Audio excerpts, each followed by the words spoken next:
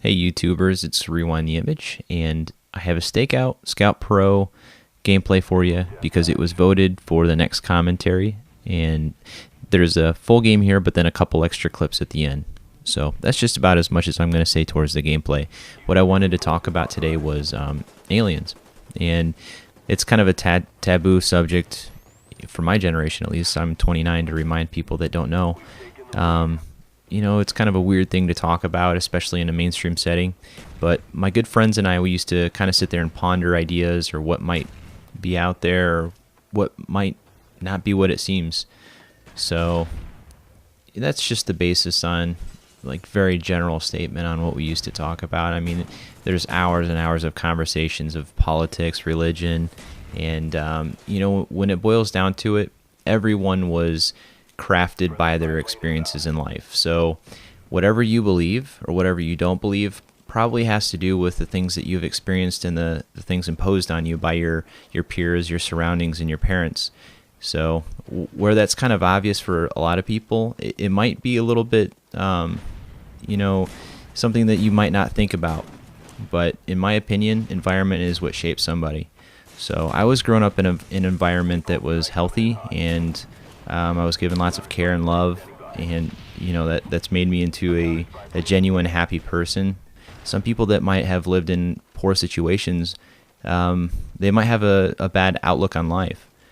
But when you grow up, either way, you learn that a lot of things in the world are shitty. There's a lot of people and ideas out there that only harm others, and sometimes I can understand one side of you have to look out for your own family, but the way I look at it is the whole world is our family, and all of us are responsible for everyone in it. But I was listening to a guy named Michio Kaku. I think that's his name. He's a very brilliant guy. He's still living, and he gives speeches and lectures, but you can find a lot of his content online, and I'll share one of the things that I thought was interesting with you. But anyway, he was talking about the 3 levels of civilization, or the 3 steps or stages. I don't know how he put it, but you'll get the general grasp of it. But the first stage is a culture or a civilization that can harness all the world's energy and power, whether that be volcanoes or ocean waves. They can manipulate anything within the earth and all its elements. And he mentioned later in the video that we're on the verge of getting to that step because we're actually 0. And I've been saying forever that I believe that we are a primitive culture, world culture, and we need to find a better way of doing things. I don't view us as civilized because we have war and power corruption and starvation all over the world. I wish I had an answer, but I don't. Those are some of the issues that we and our children and our grandchildren are going to have to deal with, and we can hope for the best, right? We do the best that we could possibly can do. But anyway, the second stage is going to be the stellar stage, and that's when a civilization can harness the sun's power, or the nearest star. Basically, our sun's a star, if you didn't know that. And we're just a very, very small section in the Milky Way galaxy, 2/3 of the arm out there.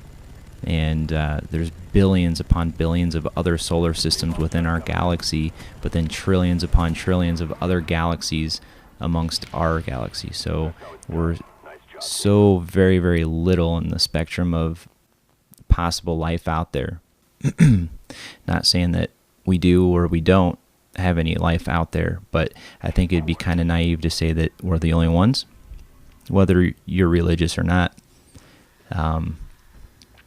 But anyway, the second stage, he claims, this is Michio Kaku still that I'm talking about, he claims that these people or creatures are immortal at this point, because if something happens to where the star that they're living at gives out on them, they've already gone into space, so they can just move to another star or find a way to stop something from eliminating the star.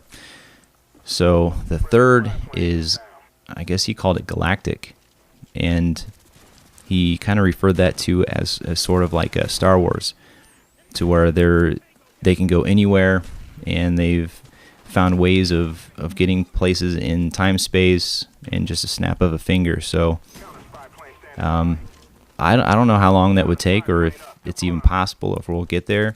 But those are the 3 stages that he talked about, and it was a really, really cool thing to listen to, because he shows passion in being a part of the culture that'll get from step 0 to 1, but he's also very worried because we might not make it to 1. We might either kill ourselves off, or we'll regress back to even worse, an earlier time than where we're at now.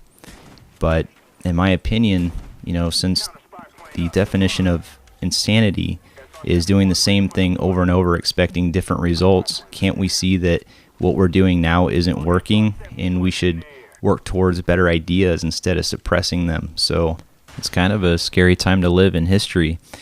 You might be torn in your ideas, or what you might think is right and wrong.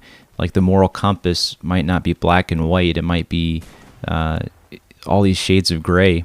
And the fear of the unknown is a big one. We're all comfortable in our lives sometimes, and we don't really think that things can change for the worse, or we might have to do something for it to change for the better. But it might come down to that. So that's part of life. It's just a journey, in my opinion. I think I'm going to call it a night, and I'll leave you to the rest of the game. Just wanted to kind of share some thoughts with you, and let me know if you like these kind of things, because I've got plenty of topics to cover if this is something that's interesting to you, because I know that I'm interested in it. And I think I like talking about it because it makes you feel humble, makes you feel good, because there's a bigger picture out there, and instead of it being discouraging, it's more enlightening to me. But even though you might not be in history books, every little thing you do does matter. So I believe in being a good person, whether you're religious or not. Ready to jam enemy radar. Our counter spy planes in the air. Our spy planes in the air.